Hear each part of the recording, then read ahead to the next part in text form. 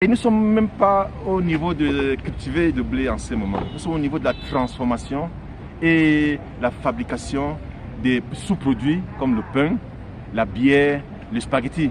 Donc nous ne sommes plus au stade de est-ce que le blé peut pousser au Cameroun? Nous ne sommes plus à ce stade. Import, substitution et demande du blé made in Cameroun de très bonne qualité.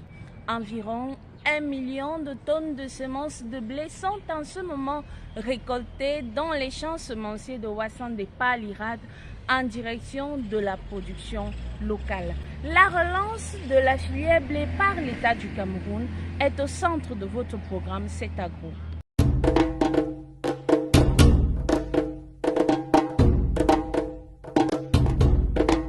Le Cameroun doit produire 350 000 tonnes de blé d'ici 2028. Le plan de relance de la filière blé, qui coûtera 417 milliards de francs CFA, a été validé par le ministre de l'Agriculture et du Développement rural en janvier dernier. L'IRAD, en charge du volet recherche, est déjà à pied d'œuvre, comme vous allez le constater dans ce reportage.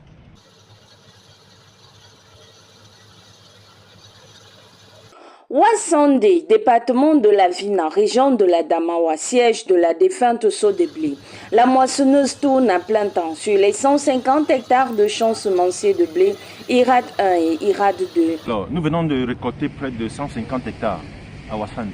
Donc nous avons des stocks de semences sur 150 hectares.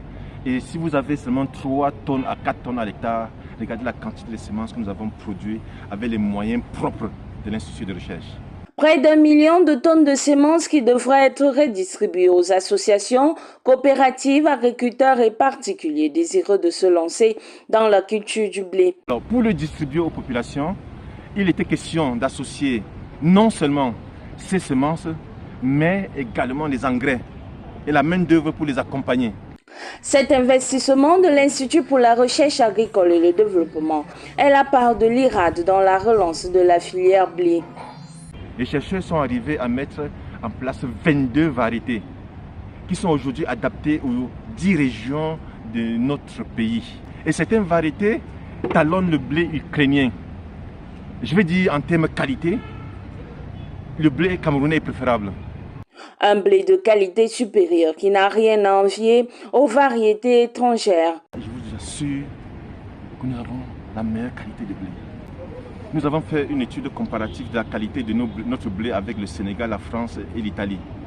L'Italien demande de produire le blé à Ouassandé, au nord-ouest, pour envoyer en Italie grâce à la qualité. Il y a donc comme un sentiment de satisfaction, de devoir accompli vis-à-vis du président de la République. Le président de la République nous a fait confiance et a demandé qu'une subvention nous soit remise à l'Institut de recherche agricole pour le développement pour le développement des paquets technologiques autour de la chaîne de valeur de production de blé. Et qu'une fois que ces paquets technologiques seront développés, on va les passer aux utilisateurs, au rang desquels le MINADER, les ONG et les populations. Instruction littéralement exécutée par la hiérarchie de la recherche scientifique au Cameroun. Madame le ministre de la Recherche scientifique et de l'Innovation, conscient que le blé est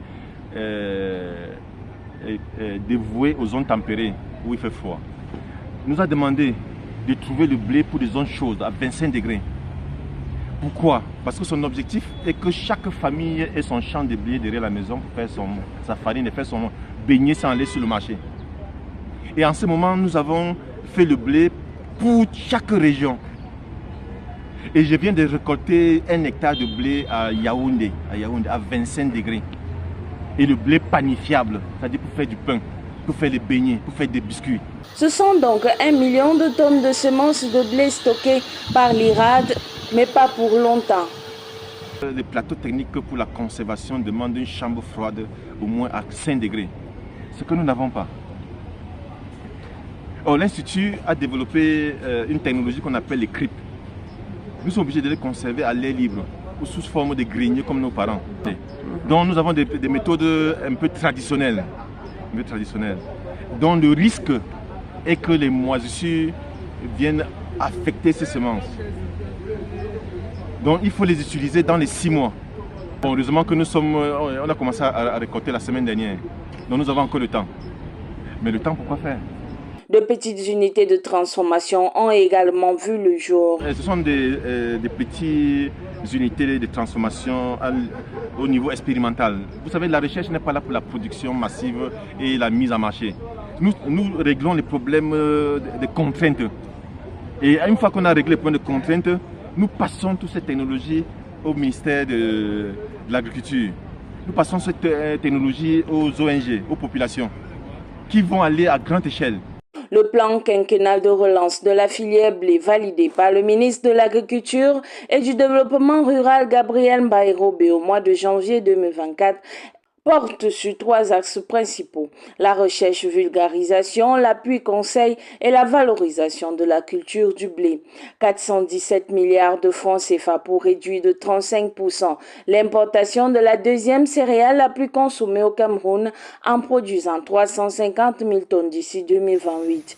Le 20 novembre 2023, le Premier ministre, chef du gouvernement, Joseph Dion-Ngouté, annonçait que le chef de l'État avait autorisé une subvention de 10 milliards 300 millions de francs CFA à l'IRAD, ce qui viendra booster considérablement les recherches et actions en faveur du développement de la filière blé au Cameroun. Le blé pousse donc partout au Cameroun.